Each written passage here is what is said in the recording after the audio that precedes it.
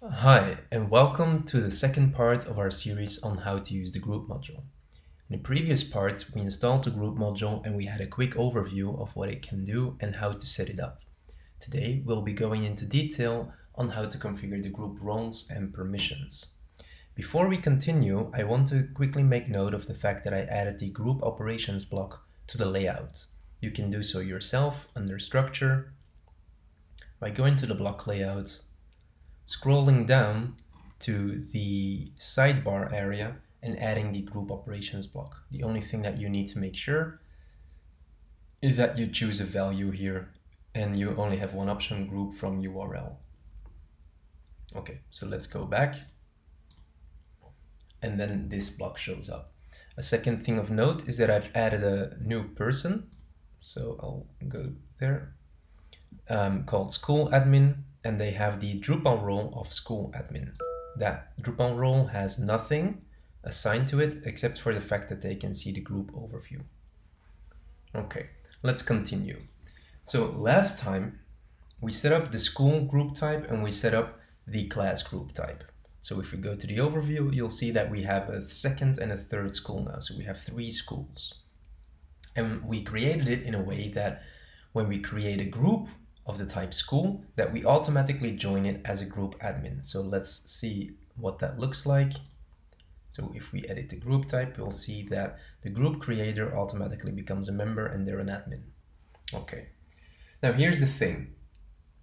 Whenever you join a group and you get an individual role, that applies only to your account.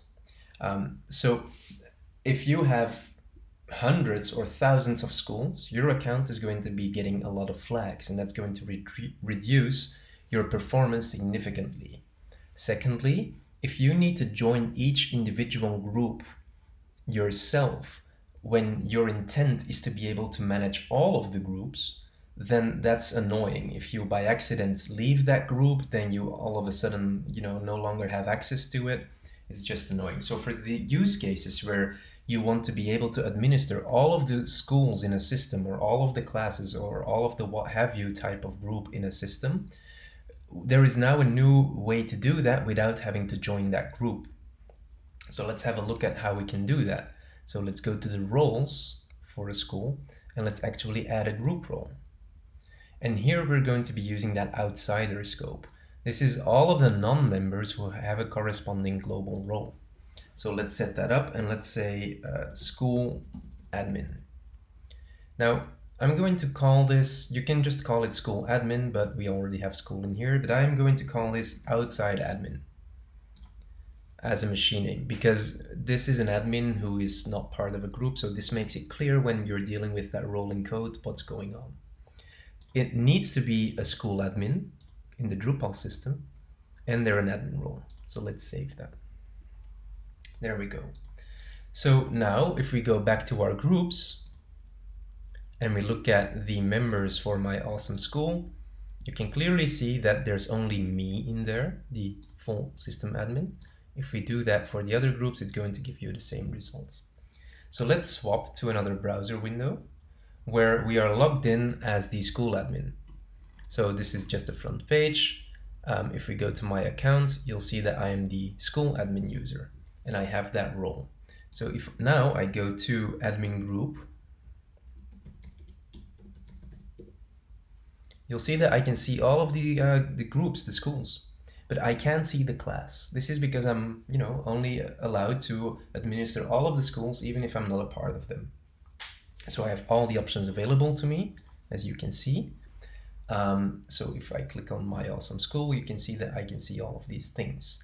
If I were to switch back to my other window and go to my group type and configure school so that the role school admin is actually no longer an admin role, then if I go back to this window, I get an access denied. If I then change the permissions so that they can only view the group, this is covering the same thing as in the previous video, but just to reiterate, I can see the school, and here something shows up where I can see all of the actions, even though I shouldn't have access to them. That is actually a bug in core that I'm about to report. It's got to do with the fact that the group entity type has an admin permission and this shows up, but it really shouldn't. So that's a bug in core. That should hopefully be fixed by the time this series goes live. Otherwise, you can rest assured that I'm following up on it. Okay, so continuing, let's turn that role into an admin role again. And let's do something else. So now you'll see that I can join the group. And what happens if I do? I want to join that group and I'm taken to my profile page. Group does this when you're trying to go to a page that you no longer have access to after you've performed the group operation to make sure that you basically don't see a forbidden page right after you do something. So let's go back to that group that we were just at, and now I get an access denied. And this is the annoying part that you can work around. So we've just set it up so that people who aren't part of a group can administer them as long as they have a specific Drupal role. But when they join, they lose that. Now, why is that? If we go to the overview, let's quickly check out what our options are. We have two roles, both are flagged to have all of the permissions. This is for people who aren't a member and will have a specific Drupal role. That was our school admin account. Now, they joined the group, so they no longer apply to the outsider scope. They are now part of the insider scope because they are members. But there is no role set up for the insider scope. Now, another way that they could get access is if they joined that group and they had that individual role assigned. I can quickly show this by going to our groups, going to the members of my awesome school, and by editing this member to have that admin role. Now, if I do that, then they will again have access to my awesome school. But if I go to the overview, you'll see that there are 3 schools. If I join another one, and I'll go to the overview, let's refresh that. That school vanished because, again, if we go to our roles, so let's go back to the group type and edit those roles. Again, they joined and there is nothing there. So now we know that if you are outsider and you have that school admin role, you get to see them like we did before. For the first group, we joined it and we lost access, but then we assigned the individual admin role regaining our access. That's also cool, but this again leads to that individual role. There is an easier way.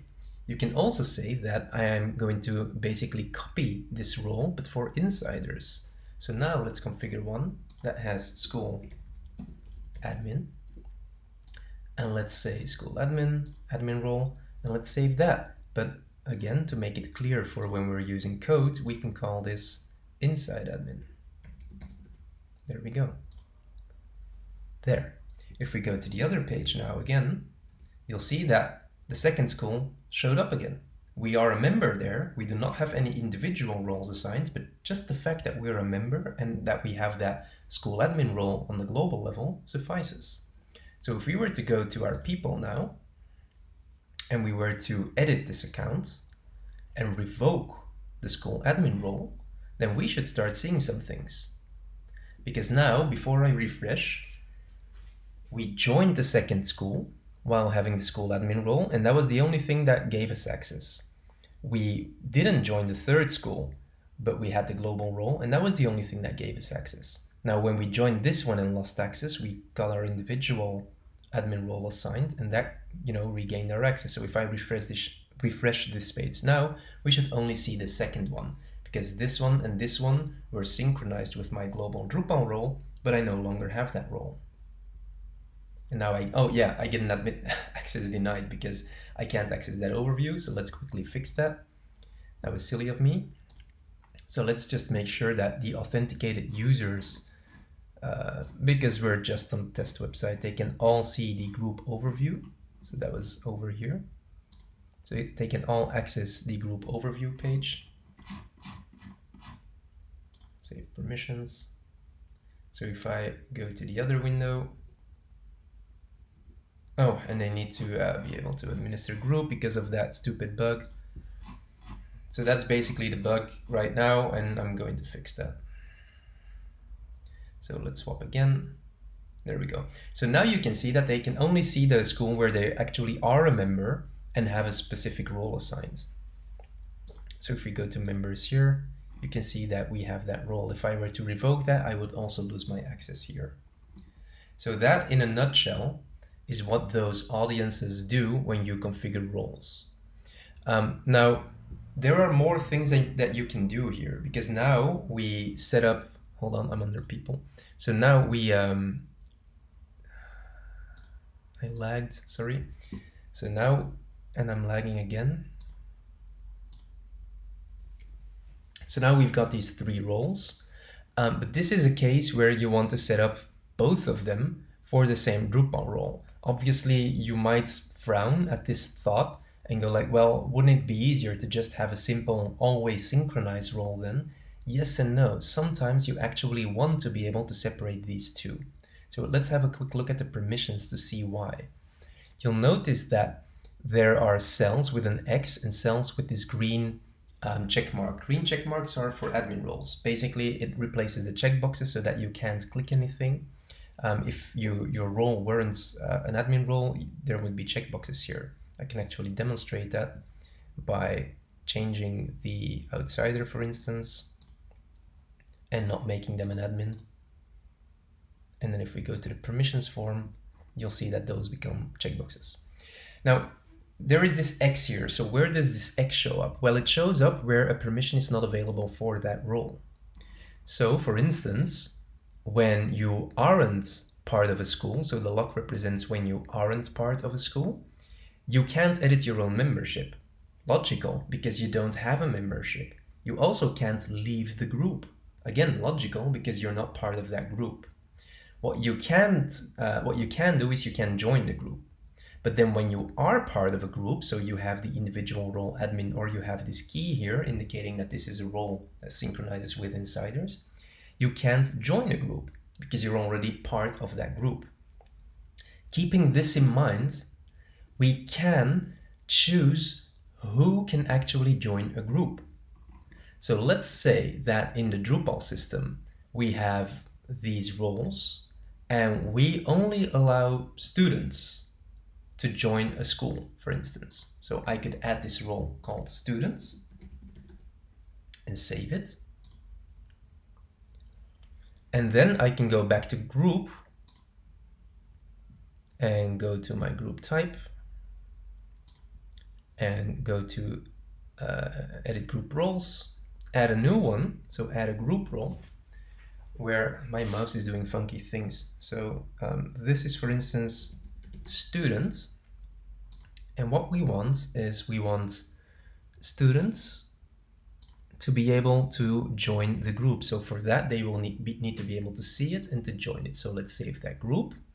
Let's edit its permissions. Let's save that role. Let's edit its permissions. And we just want them to be able to view the published group and join the group. And after that, they become a regular member. So let's save that. Also, when we do that, so that we don't get funky things going on, let's also add a member role. So let's just say here, this is a school member. Sounds silly, but I'm currently drawing blanks or creative names. And that is just any authenticated user that is part of a group. So let's save that one. And let's also edit those permissions. So let's go to the full overview so that we can see them. So let's edit those permissions. So we've got a student here, and then when they join, they become a school member. So here they can still view the published group, but obviously where we assign to join, they can't. But if they want, they can edit their own membership. Let's use that, and they can perhaps leave a group. Okay, so let's save that. Okay, that was a bit of setup. But if we go back to our people right now, we have that school admin.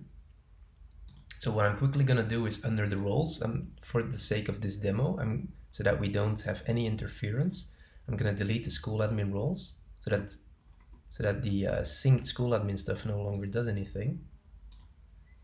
There we go. So now we only have the school member when they're inside of the group and the student when they're outside of the group. So if I were to refresh this page, then here I'm still that admin, so that's fine. But if I go back to the overview, oh, here we go, then the other school should show up now. And if I click on that, you can see that, oh wait, this is the one, let's leave. So now it's access denied because I'm no longer a member. So let's refresh this. And over here, and let's also actually leave this school. So let's go here. So now I've left all of the schools. Cool. And I can't see them anymore. So if I go to I can't see them anymore. There are no schools. Obviously, that's because I don't have any access to that. But if I were to go to Drupal right now, went to people and change the school admin, just even though the name no longer fits, to become a student, then a student can actually see the schools and sign up to them. So let's say that I want to join my awesome school. I can. And yeah, this redirects. There's a reason for that, but let's just refresh here. And now I'm part of it and I can leave. If you don't want your students to leave, you can revoke that right by going back here and saying group types, members, well, the roles, and then the actual school member can no longer leave. We can revoke that right so that once they're part of a school, that they can't leave. Let's have a look, and it's gone. Again, this weird Drupalism. So yeah, that's in a nutshell what the permissions and the roles do. Well, in a nutshell, it's actually quite elaborate, an elaborated explanation, but you can see where this is going. So that's why we separated those. So just to rephrase, we separated those two because in version 1 there was only one of these. Now they're both there, and we didn't make them one concept. We made them two so that you can actually configure which Drupal role can join a group, for instance, and then once they are part of a group, what permissions they have. So it would be perfectly valid to set up an outsider role for students, allowing them to join, to set up an outsider role for teachers, allowing them to join. But when teachers join, their insider role gives them certain permissions to, for instance, add courses. Whereas if a student joins, then their insider role would give them certain permissions to enroll in courses. All of that would work just based on their Drupal roles, and you would never need an individual role. And this is good because as long as you're not using individual roles, you gain a significant amount of performance. If you start using them, that's fine. You won't immediately see a large performance hit. It's only when you get individual roles in hundreds or thousands of groups that you'll see a significant performance hit. But then you should really rethink your scenario. Why am I individually being assigned roles in all of these groups? There has to be a better way to use one of the above two systems then. So that is why we currently have these 3 scopes, how to use them, how to assign permissions, and why on the permissions form some of these things are like red crosses or green checkboxes. That was a lot of information. Feel free to rewind, pause, look at it again, tinker around with it yourself, but you'll find that you can set up your group types and more specifically their permissions in such a flexible way now that there are hardly any scenarios that you can't cover. And as long as you use those synchronized group roles, you will get an amazing amount of performance compared to the first version. Okay, I'll leave you here. I'll see you in the next video. Thanks for watching. Goodbye.